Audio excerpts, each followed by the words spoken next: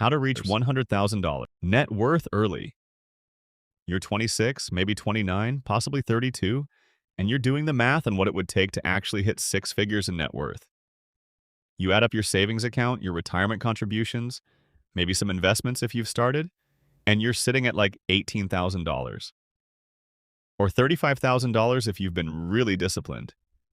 And $100,000 feels impossibly far away, like something that might happen when you're 40 if you're lucky and nothing goes wrong.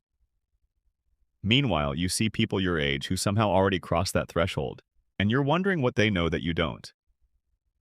Are they making way more money? Did they get family help?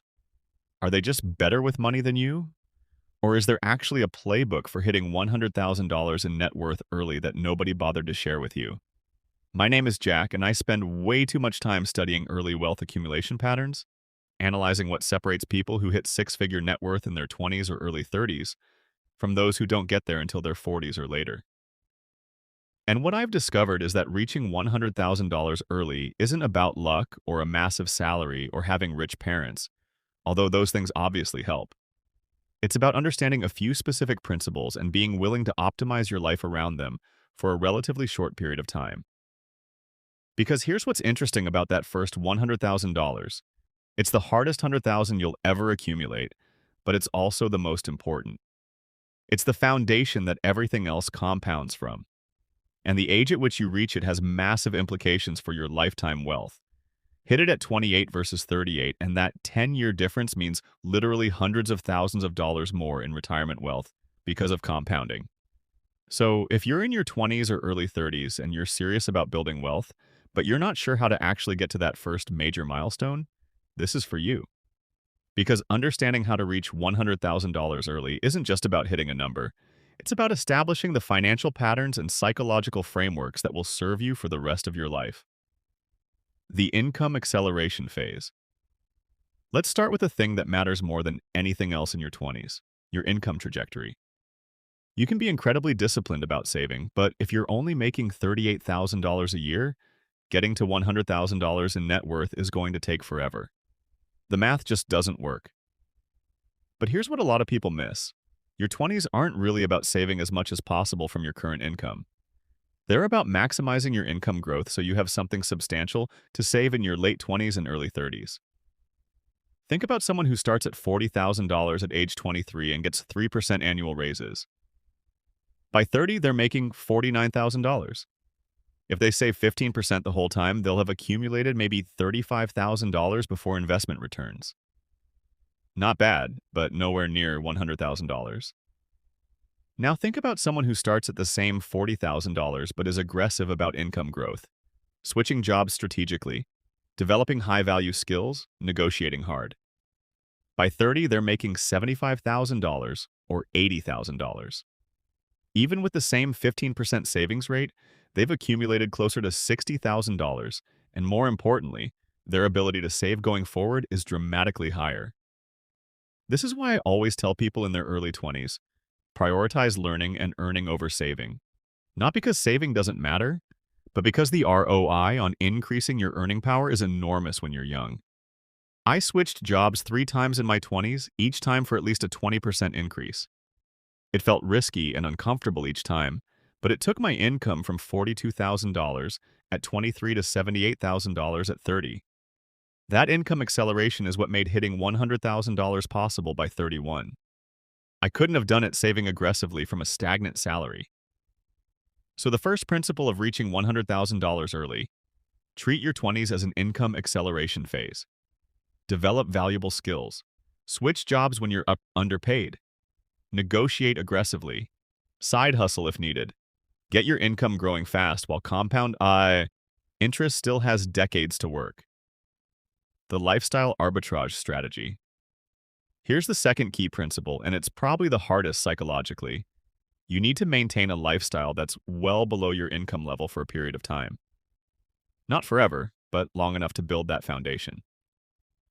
This is what I call lifestyle arbitrage, intentionally creating a gap between what you earn and what you spend, and capturing that gap as wealth. Most people let their lifestyle inflate right alongside their income. They make $50,000, they spend $48,000. They make $70,000, they spend $67,000. They're always consuming almost everything they earn. But if you can keep your lifestyle relatively stable while your income grows, magic happens.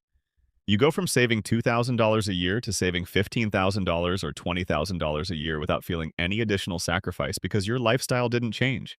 Your income just grew around it.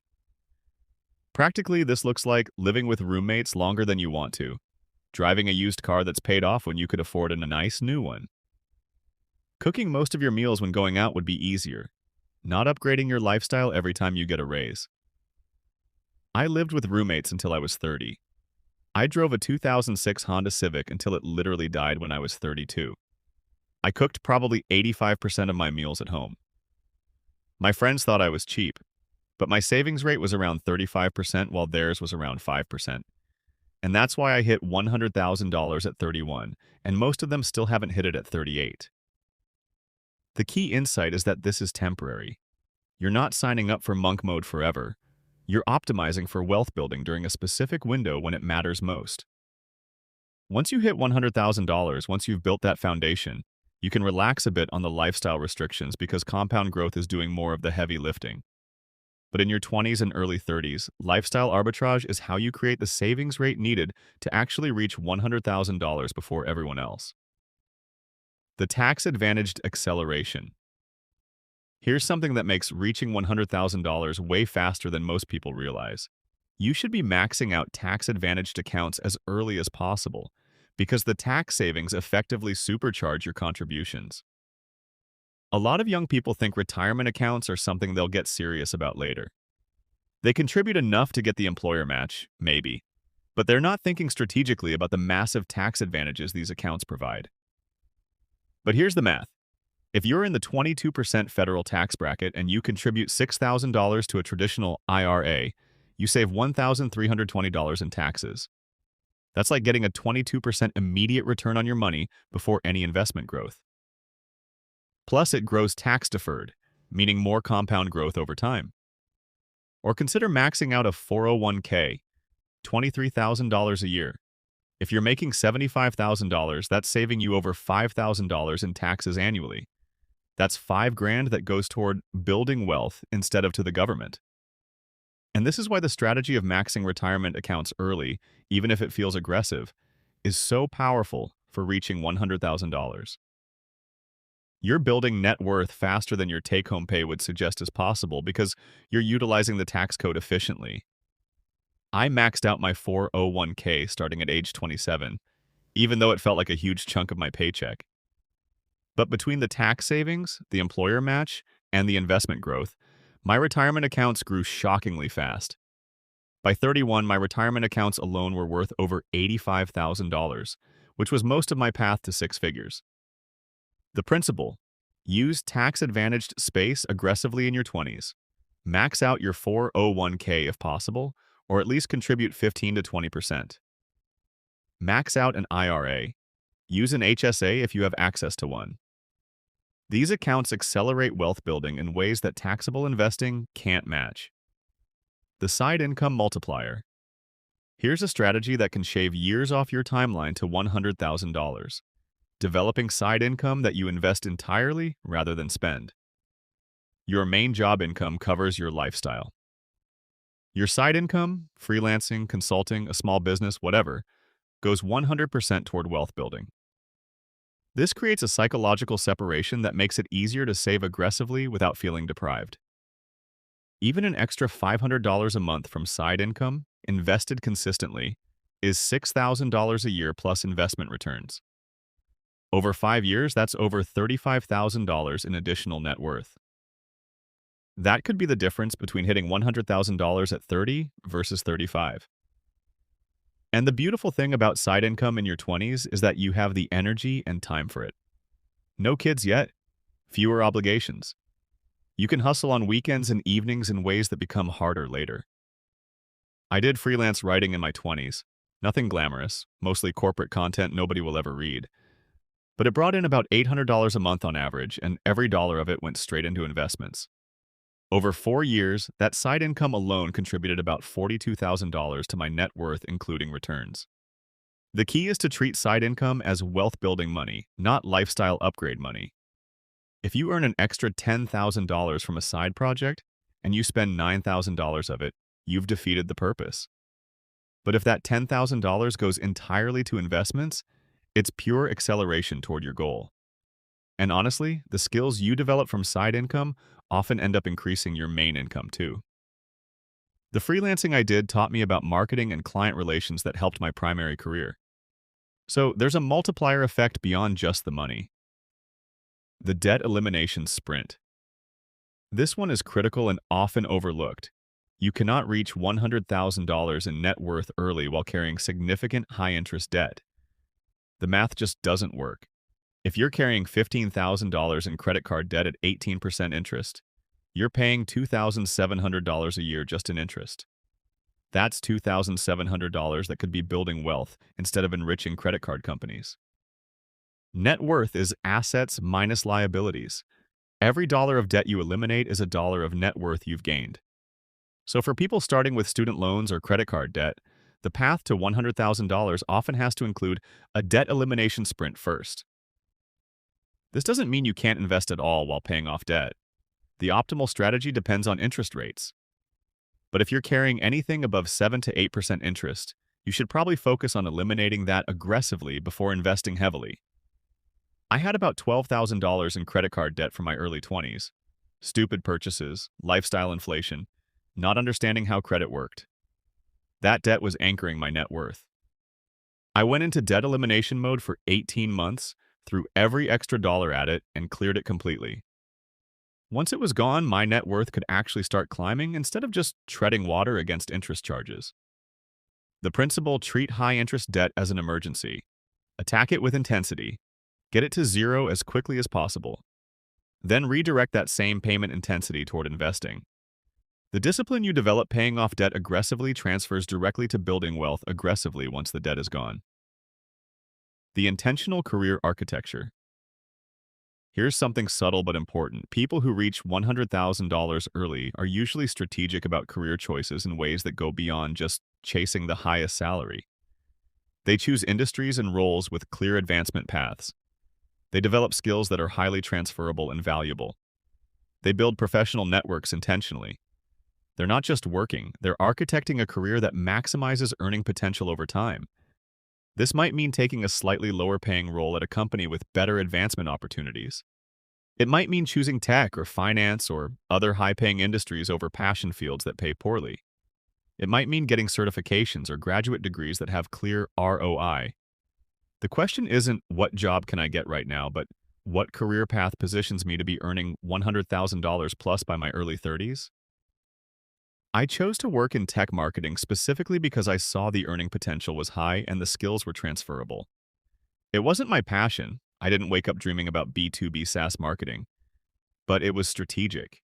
It positioned me to grow my income fast, which enabled wealth building. This doesn't mean selling your soul for money. It means being realistic that if your goal is to reach $100,000 in net worth early, your career choices matter enormously. You can't expect to get there quickly on a nonprofit salary unless you have other sources of income or wealth. The investing consistency habit. Here's a pattern I see in everyone who reached $100,000 early. They invested consistently, month after month, year after year, regardless of market conditions or how they felt about it. Not timing the market, not waiting for dips, not getting scared and selling during downturns. Just boring, consistent, automatic investing in low-cost index funds or target date funds, letting compound growth do its work. The people who don't reach $100,000 early despite decent incomes, they're often the ones who invest sporadically. They contribute when they feel flush, stop when things are tight, sell when they get scared. They never build momentum because they're constantly starting and stopping. But automatic, consistent investing, even in relatively small amounts, compounds into real wealth faster than you'd think. $1,000 a month invested at 8% annual returns becomes $83,000 in 5 years. Add in some lump sum bonuses or tax refunds, and you're at 6 figures. I set up automatic transfers from every paycheck. A fixed amount to my 401k, a fixed amount to my IRA, a fixed amount to a brokerage account. It happened before I saw the money, before I could spend it, before I could make excuses about market conditions or whether it was a good time. That automation removed the willpower requirement and the decision fatigue. It just happened, month after month, and the compound growth happened. And eventually I looked up, and my accounts totaled over $100,000. The principle? Automate your investing. Make it consistent. Don't try to be clever about timing. Just put money in every month and let time work for you. The compound awareness mindset. Finally, there's a psychological component to reaching $100,000 early that I think is underrated. Developing compound awareness, which is basically an acute understanding of opportunity cost.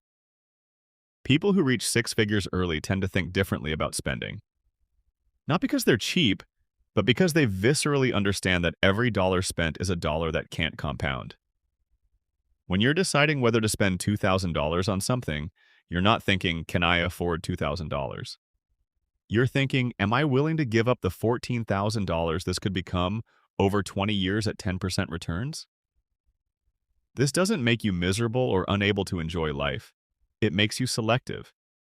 You spend on things that genuinely matter to you and bring lasting value, and you skip things that are just consumption for consumption's sake. I developed this mindset around 28, and it changed everything. I stopped buying things just because I could afford them and started asking whether this purchase was worth more to me than future wealth. Usually the answer was no, and my savings rate climbed as a result. The compound awareness mindset isn't about deprivation, it's about clarity.